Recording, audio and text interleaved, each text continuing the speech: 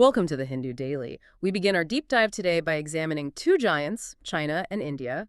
We'll be focusing on diplomacy, their strategic relationship, and really the massive question of global stability in the 21st century. Okay, let's unpack this relationship first. While historical ties, they go back 75 years, the big anniversary for diplomatic relations is actually next year, 2025. The real momentum seems to have been driven by this high-level personal diplomacy. That's right. Between 2014 and 2024, President Xi Jinping and PM Narendra Modi met, I think, a staggering 18 times. 18 times, wow. And what's fascinating, really, is the early symbolism they injected. Xi visiting Modi's hometown, Ahmedabad, back in 2014. Right. And then Modi returning the gesture, visiting Xi's hometown in 2015. It felt like an attempt to set a very positive, personal tone.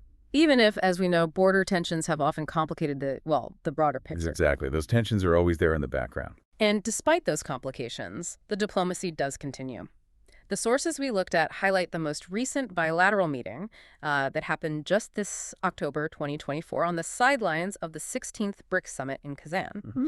And reporting suggests they reached some important understandings there about, moving the relationship forward. And if we connect that, the bilateral moves, to the bigger picture, it becomes instantly clear why this stuff matters globally. How so? Well, we're marking the 80th anniversary of the UN this year. Right? Yeah.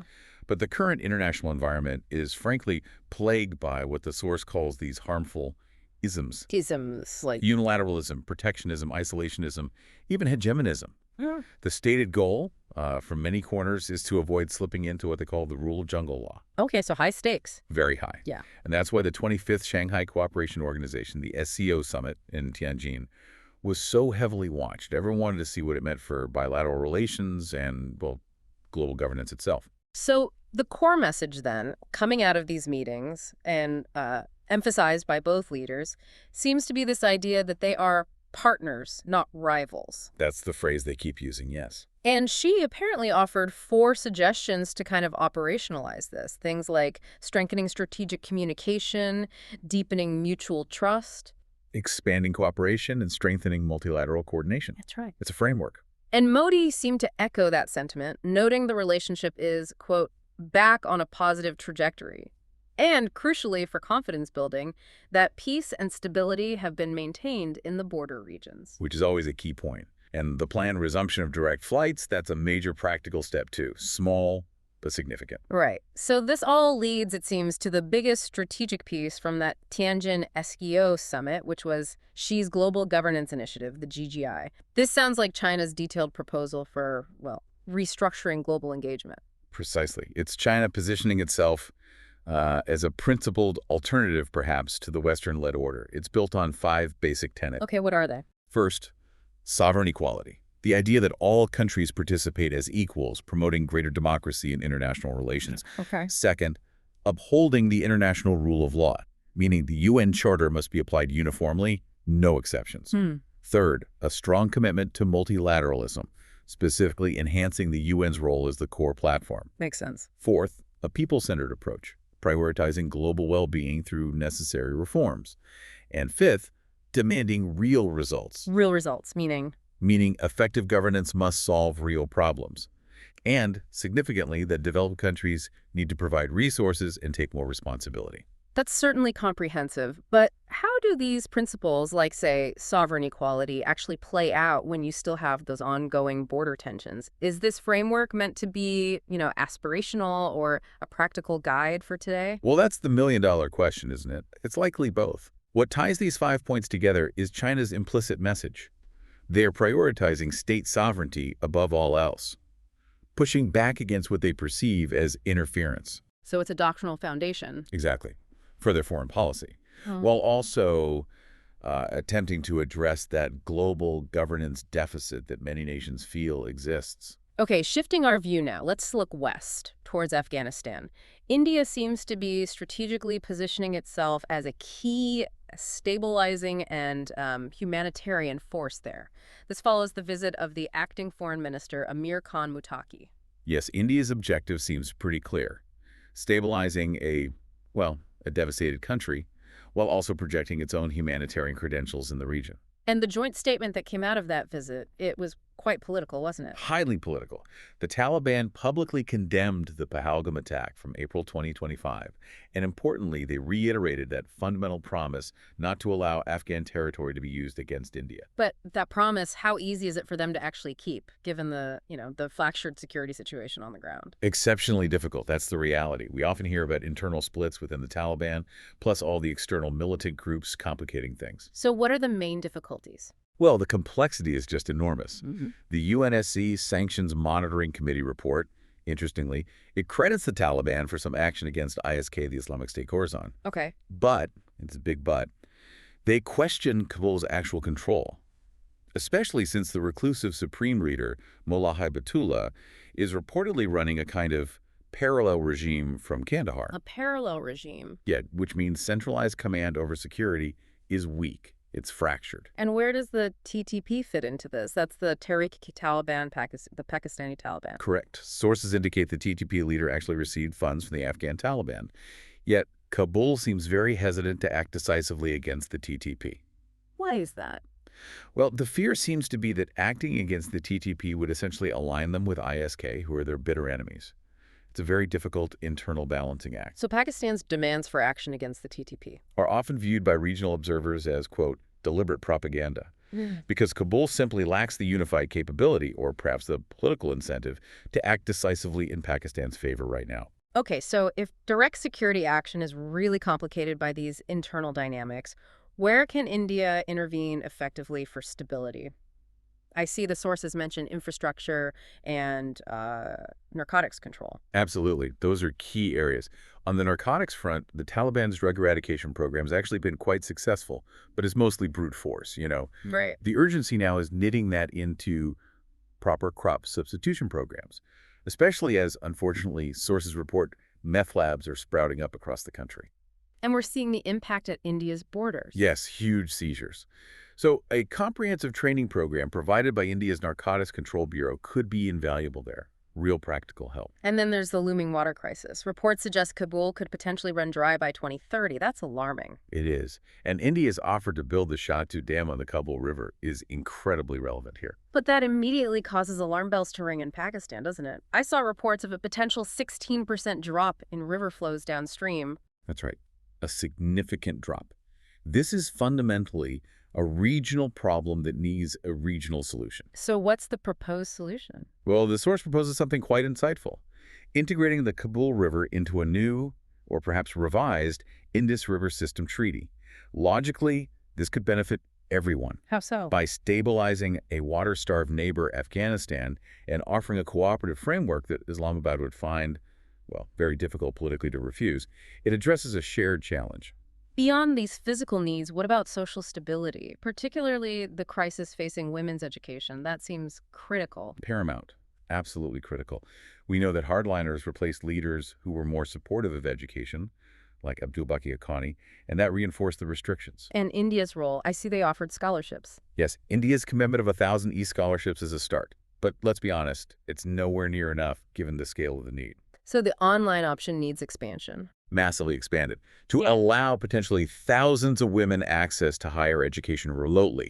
Ultimately, the so what for the region, the big picture, is economic. Right. Potential revenues from Afghan trade and transit are estimated at around $10 billion. Yeah. But achieving that requires huge systemic changes, especially a shift away from Pakistan operating primarily as a security state in the region. It's clear that stable governance needs both, robust infrastructure and deep accountability. And that focus on domestic governance brings us neatly to our next story, a really important deep dive into the history and the current crisis facing India's right to information, or RTI, movement. Yes, this is such a foundational piece of Indian democracy.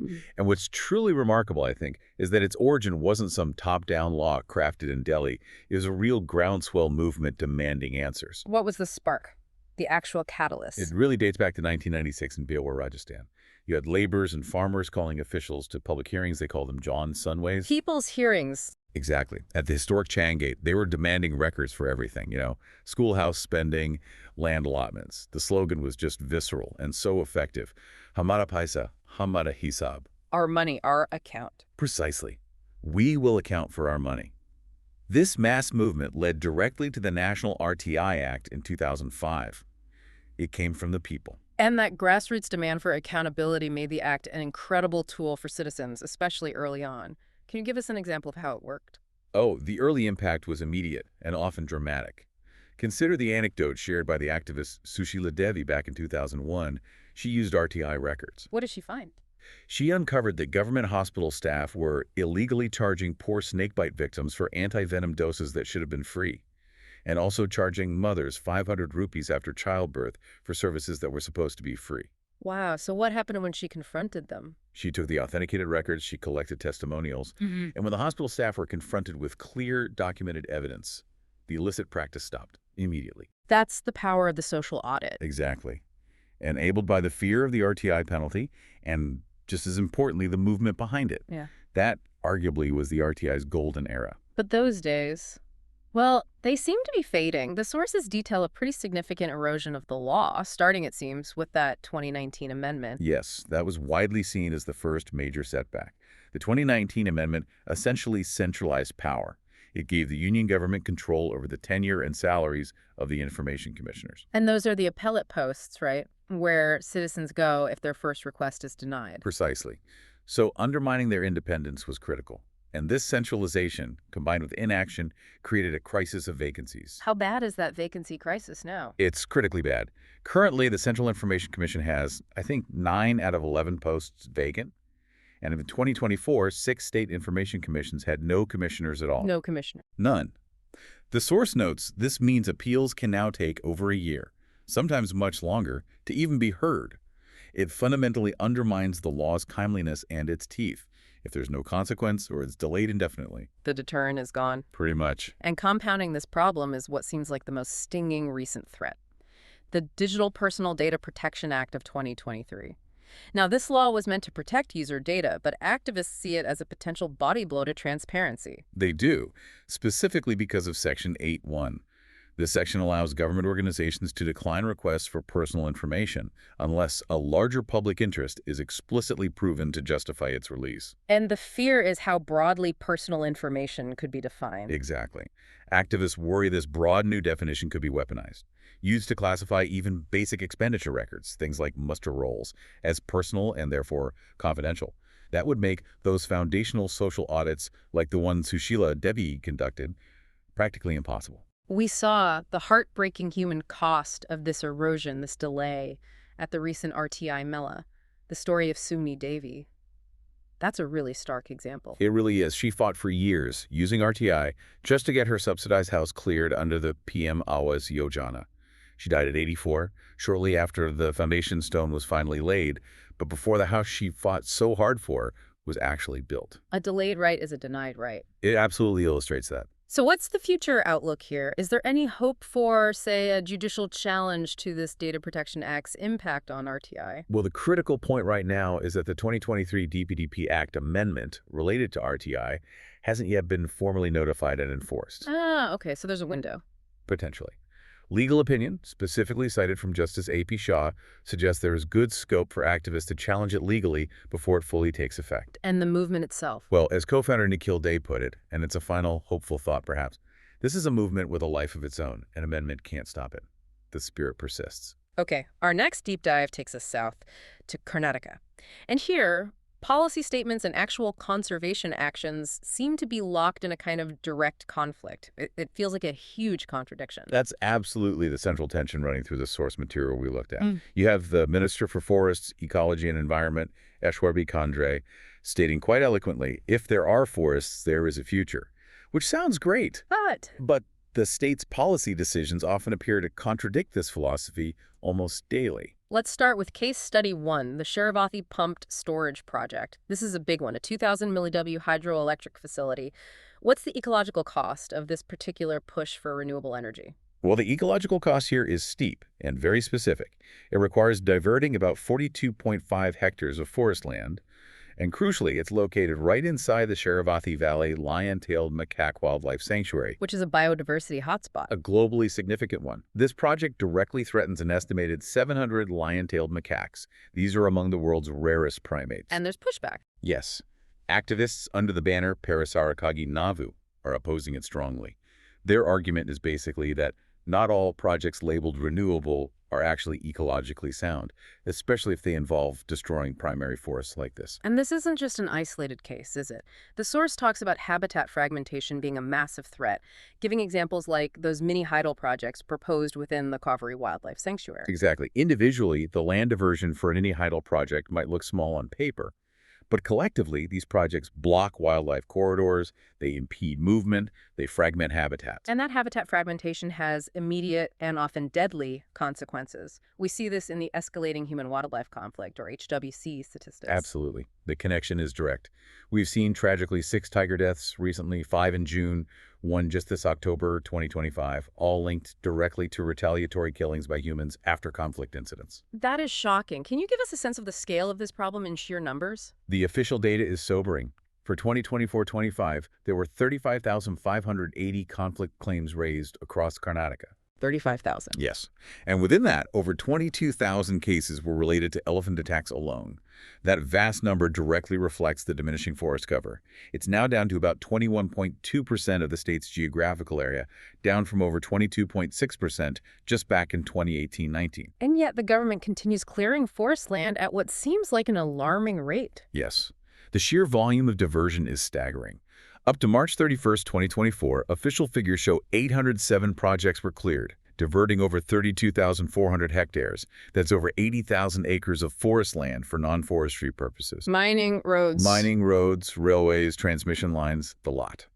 And you have to add to that the pervasive issue of encroachment. There are nearly 45,000 pending encroachment cases across Karnataka as of March 2025. All this adds up to habitat loss and inevitably escalating conflict. So what's the long-term consequence of these contradictions for actual conservation efforts? If the state says one thing but does another? Well, the source really emphasizes that it's the local and marginalized communities who bear the brunt of these policy failures. When people lose their lives, when their crops are routinely destroyed because of HWC driven by habitat loss. They lose sympathy for conservation. Exactly. The essential local support that conservation absolutely needs just vanishes. It becomes a vicious cycle where these kinds of development policies actively create opponents to conservation efforts on the ground. Okay, let's pivot now to what sounds like a genuinely hopeful and quite exciting note to finish our deep dive today. The opening of Kerala's Puthur Zoological Park. I loved the story they used to introduce the need for this facility, the story of Rudra the tiger. It's a perfect illustration, isn't it, of the park's mission. Rudra lost his canines in a territorial fight up in the Wayanad Wildlife Sanctuary. So he couldn't hunt properly. Exactly. He lost his ability to hunt his natural prey, so he was forced to prey on cattle near human settlements. He was captured back in February 2024. And he couldn't be released back into the wild. No, not safely. So the decision was made to shift him to Puthur, the idea being to give him a dignified, near-natural life, a sanctuary. And the scale and vision for Puthur sound tremendous. It's being called one of Asia's largest zoological parks. It finally opens October 28th after nearly 3 decades of work, costing over 370 crore rupees. It's a massive undertaking. And the core vision, which was designed by the Australian architect John Coe, is this concept of a zoo without bars. A sanctuary of coexistence. Exactly. Moving far beyond the old idea of concrete cages in the outdated, crowded 13.5-acre-old zoo. They've divided this massive new space into 9 distinct zones, each designed to echo a specific global ecological region. That sounds incredibly immersive. They must be going way beyond just making the enclosures bigger. Oh, absolutely. The concept involves meticulously recreating the entire landscape, the soil texture, the specific vegetation, even the microclimate of the animal's original ecosystem. Can you give an example? Sure. The Kana zone, for instance, is designed to allow India's big cats, tigers, leopards to roam through stretches of recreated sal and teak forest, and visitors will view them from elevated decks, minimizing intrusion. And they have international zones too, right? I read about an African savanna zone. Yes, the Zululand zone. They're using red soil, thatched architecture to mimic the African savanna. It'll house animals like giraffes, zebras, hippos, and visitors will stroll across boardwalks above them. And the Shola grassland zone. That sounds unique. Very unique. They're recreating that fragile, mist-laden Western Ghats ecosystem right down to the microclimate for species like the Nilgiri tar. It's incredibly ambitious ecosystem replication. They're also integrating technology and sustainability quite cleverly, it seems. I noted the hologram tunnels. Yes. where visitors can apparently see 3D projections of extinct or rare animals flying around them. It's part of their educational goal, building empathy. And they have a petting zoo. A petting zone, yes. For children to have safe, structured interaction with smaller and younger animals. Again, building that connection. And on the sustainability front, it's impressive. How so? Their water needs are being met entirely by large rainwater ponds and 2 huge abandoned quarries on the site, which together can store about 645 million liters of water. Plus, solar panels for energy and reed beds for natural wastewater treatment. It seems like a really integrated, sustainable system. So what's the immediate impact and what's the long-term goal here? Well, currently, only about a third of the park is actually developed. Yeah. So it will evolve. And entry will be restricted initially just to allow the animals to adapt peacefully to their new, much larger homes. Makes sense. But the long-term goal is highly ambitious. They're aiming for 20 to 25 lakh. That's 2 to 2.5 million visitors annually by the 5th year of operation. The ultimate reflection here, I think, is that Puthur is trying to be a living statement that maybe development and compassion can coexist. And for animals like Rudra the tiger, it means the prospect of a peaceful, dignified life, which is a world away from a traditional cage.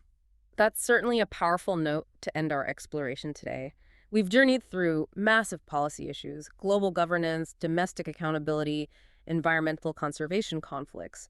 So, thinking about the threats to the RTI Act we discussed, that increasing push for data privacy, and then those stark environmental policy contradictions we saw in Karnataka, it leaves you wondering, doesn't it?